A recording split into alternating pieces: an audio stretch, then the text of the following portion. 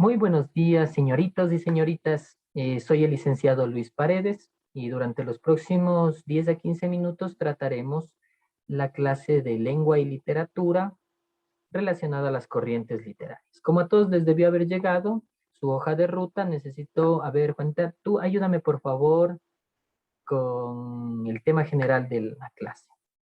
Correcto, el tema general de la clase es un timeline de las corrientes literarias universales. Enrique, por favor, léenos los objetivos que tenemos para la clase. Correcto. Muy bien, dos objetivos principales. Reconocer qué son las corrientes literarias y reconocer las más representativas hasta nuestra época. ¿Sí? Correcto. Vamos, tenemos cuatro actividades para hoy. La primera, una actividad de espejo, una actividad rápida en la que necesito que todos, por favor, todos enciendan sus cámaras, enciéndanlas, gracias, muy bien, gracias a todos.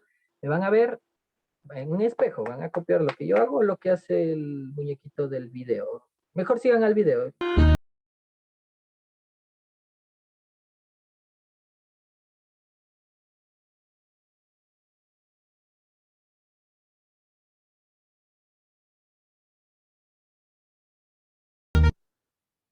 Eso, cortita la actividad, ¿verdad? Eso me gusta, qué bonito que estén sonriendo. Ojalá se les haya ido el cansancio o cualquier cosa que les distraiga la mente. Pero lo que acabamos de ver es un video que en su momento fue viral. Estábamos viendo un trend topic que fue en algún momento en TikTok y tiene algo de relación con lo que vamos a tratar ahora y es sobre las corrientes literarias. Las corrientes, ¿qué es una corriente literaria? Una moda, ¿sí? ¿Cómo muere una moda, Pepe? Sí, una moda muere cuando nace una nueva. Entonces eso veremos a lo largo de las corrientes literarias. Existen unas y después se terminan porque llegan otras. Vamos con las características básicas. Quiero que cierren sus ojos, piensen en un reloj y cierren sus ojos y piensen en un espejo. Con estas dos imágenes mentales vamos a desarrollar las características de las corrientes literarias. ¿Por qué un reloj? Porque las corrientes literarias se manejan de un tiempo determinado a un tiempo determinado y dentro de ellas hay autores, gran cantidad de autores, hay formas de escritura, fondos en la escritura, estilos, estéticas, etcétera, etcétera. ¿Sí? Todo eso dentro de esa temporalidad. Eso es una característica de las corrientes literarias. Otra característica es que será un espejo. Es decir, reflejará la realidad de la sociedad, realidades económicas, políticas, sociales, religiosas, etcétera, etcétera. Ejemplo rápido, Alemania de la posguerra, mucha miseria en las calles. ¿De qué hablarían sus literatos? La gente que hace literatura. Correcto, correcto, correcto, muchachos. Hablarían de pobreza, de miseria, de tristeza, serían melancólicos. Entonces, una corriente literaria siempre será un reflejo. Vamos con la línea del tiempo. Vamos a tratar de tres en tres las corrientes literarias, desde las más antiguas hasta las más cercanas a nuestra era. Tenemos tres muy antiguas: el clasismo, el medieval y el romanticismo. El clasismo va del 500 antes de Cristo al 500 después de Cristo, 1000 años. ¿Cuáles eran sus características principales? Se desarrolló en la cultura romana y griega, hablaban de dioses, de temas paganos, y fue desplazada por la corriente medieval. La corriente medieval, y si se fijan, tenemos unas palabritas en rojo, las cuales van a hacer una conexión entre uno y otro. Como les comenté, son modas, es decir, una desplaza a la otra. Y hay momentos, sí, donde eh, coexisten, pero siempre es desplazada la anterior. Vamos, paganismo. La corriente medieval decía no, que el clasismo es muy pagano. Entonces, eso está en contra de la religión. Y al estar en contra de la religión, debemos empezar a desplazar ese tipo de literatura. La empezaron a desplazar y el medieval tuvo su época, su auge desde el 500 antes de Cristo hasta su descenso al 1500 después de Cristo. ¿Sí? ¿Cuáles eran sus temas principales? Los temas caballerescos, los temas de gesta, de pelea, de lucha. rescatar princesas, guerra. Muchas de las historias famosas de guerras se inspiraron en varias historias del medieval, como la historia del rey Arturo, Games of Thrones, Avalon, los caballeros de la mesa redonda, etcétera, etcétera. Sí, el cantar de los nibelungos también se encuentra dentro de lo medieval y es la base de lo que ahora conocemos como el Señor de los Anillos de J.R.R. Tolkien, etcétera, etcétera. Sí, pero ¿cuál es una característica principal de lo medieval? Que tenía una inclinación por lo religioso, por los temas religiosos. Entonces, para los medievales, los renacentistas eran, como la palabrita de conexión, eran herejes. ¿Qué quiere decir eso? Los renacentistas querían hacer investigación del hombre, de la naturaleza, querían alejarse un poco de los temas religiosos, y los medievales dijeron, no, eso es una herejía, y los renacentistas decían, no, no somos herejes, somos investigadores, somos apasionados por la ciencia y el arte. Y eso pasó del 1350 al 1550. Es decir, hubo un tiempo en el cual medievales y renacentistas tuvieron disputas. ¿Sí? El Renacimiento nace en Italia y tiene como principal característica que retiran a Dios del centro de todo y ponen al hombre en el centro de todo. Entonces empiezan a estudiar la belleza, el arte, música, literatura, todo en relación a la expresión que puede dar el hombre. ¿Sí? Un autor principal ahí, William Shakespeare, con Romeo y Julieta, renacentista. Siguiente. El, la siguiente palabra que va a unir el Renacimiento con el Barroco será el desconocido. Hagamos un ejercicio mental. El barroquismo le dijo al Renacimiento, ok, el hombre es el centro de todo, estamos de acuerdo en eso. Sí, pero hay cosas que el hombre no sabe. Cosas como qué, como que hay después, la vida después de la muerte y cosas de esa, y yo voy a explicar, voy a intentar dar significados a eso.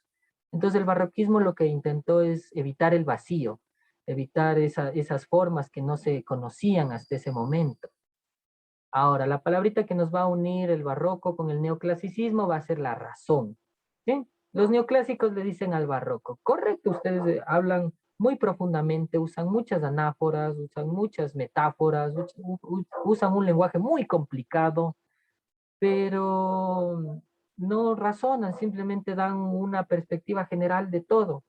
En vez de decir estoy caminando, dicen estoy andando con el sol a mi espalda, mis pies me pesan mientras eh, sigo pensando distraído en el furor de sus ojos, de su mente explosiva, etcétera, etcétera. Me estoy inventando, ¿sí? Entonces los neoclásicos dijeron, no, vamos a regresar a los clásicos, a estudiar las cosas mediante el razonamiento. Vamos a rechazar todo ese adorno que nos dio el barroco. Eso fue del 1700 antes de Cristo al 1800, 1700 después de Cristo al 1800 después de Cristo. Vamos, y la palabra que une el neoclasicismo con el romanticismo será la belleza. Los románticos le dicen a los neoclásicos, está bien que razonen mucho, que en su tiempo se haya desarrollado el ensayo, la crítica, los cuentos, pero en todo debe haber belleza. Y si para mí tomarme un café me lleva a las nubes y puedo transmitirlo en un papel y que cuando tú lo leas también te lleve a las nubes, entonces he sido un romántico y puedo hacer eso con todo, con historias, con cuentos, en cuadros, describiendo personas y lugares. Eso le dijo el romanticismo al neoclasicismo. Ahora, los tres más cercanos a nuestra era. La palabra que va a juntar, que va a servirnos de conexión entre la moda del romanticismo y el realismo, será endulcorante. Los realistas le dijeron a los románticos, ustedes son muy, muy, muy empalagosos.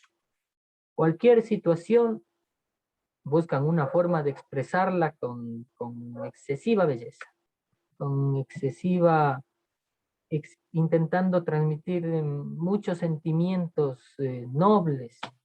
El realismo se da del 1830 al 1900 y trata temas ya relacionados con la sociedad, la crítica a la sociedad, la pobreza, la miseria. Una obra representativa de esta corriente es Crimen y Castigo de Fyodor Dostoyevsky, la cual nos muestra que nació incluso en esta temporada la novela del crimen. Ahora, la palabra que va a unir el realismo, que es la crítica dura y pura, con el modernismo será la globalidad. Los modernistas decían, tenemos características morales comunes entre uno y otro pueblo, entonces, ¿por qué escribir exclusivamente para mi pueblo? ¿Por qué escribir exclusivamente para mi cultura? ¿Por qué no escribir de una manera universal en la cual si es que tú y yo tenemos valores morales como por ejemplo que robar es malo, cuando yo escribo algo tú y yo nos entenderemos, ¿sí? La modernidad empezó a pensar en un cierto nivel de globalidad, pero tenemos que tener en cuenta las fechas de la modernidad, 1885-1915. Todavía no se habla de una gran globalidad porque no existía todavía el Internet. Vamos, la palabra que va a unir el modernismo con el vanguardismo será experimento. Los vanguardistas van a experimentar y van a experimentar muchísimo con, por ejemplo, la ortografía. Van a escribir mal a propósito para crear en el espectador un sentimiento, por ejemplo. También van a jugar con las estructuras del ensayo, las estructuras de la novela, van a poner el final al inicio del texto, el desarrollo al final o el inicio al medio, van a jugar en sí con todo lo que ya conocemos de la literatura, de los géneros literarios, las formas de escritura.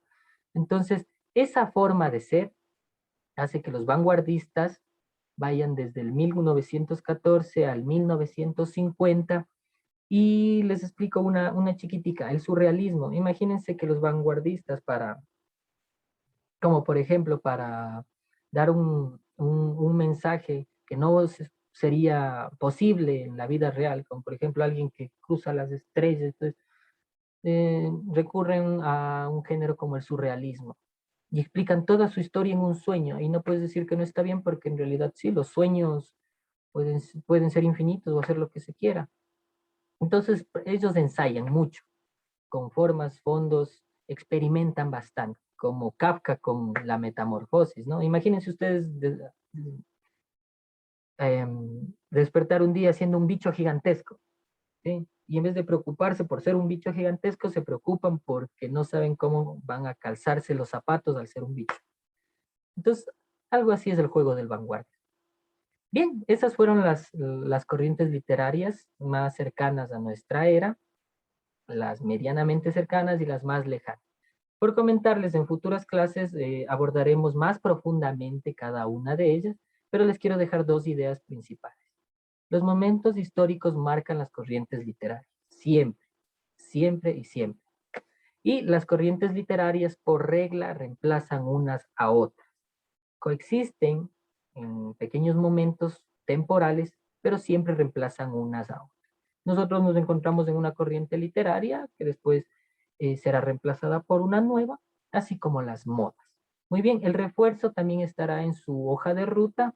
Chéquenlo por favor y eso ha sido todo. Muchísimas gracias por su tiempo y espero que les vaya muy bien. Chao, chao.